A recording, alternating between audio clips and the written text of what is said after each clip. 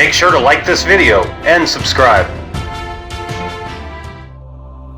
450 years ago, on October the 7th, 1571, the Christian fleet led by Don Juan of Austria won a resounding victory over the Turks at Lepanto.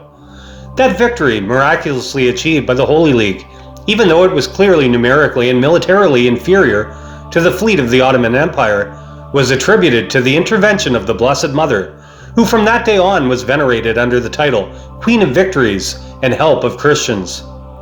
The invocation that we recite in the Litany of Loreto was added following the miraculous victory.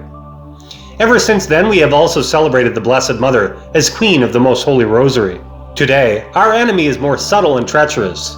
Those who ought to be our allies, those who ought to help and protect us in the face of a threat that is no less fearful than the one faced then, it is precisely they who are waging a merciless war against us. Those who ought to defend us are the ones who are supporting the invasion and systemically erasing our identity, our faith, our culture, and our traditions.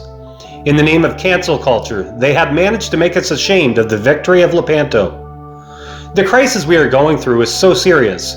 It stems from a crisis of authority, from a lack of moral principles and values that animate and orient those who command, even before those who obey. Those who command us are not fulfilling the role in favor of the people, but instead are following the orders of a very powerful financial elite.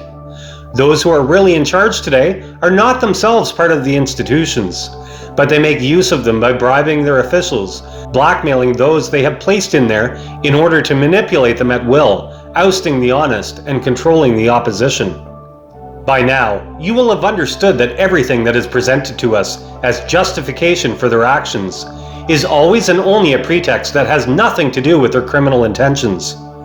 On the other hand, if they told us clearly, instead of only anticipating it in the publications of their conferences for insiders, that they want to reduce us to slavery, they would not succeed in deceiving anyone.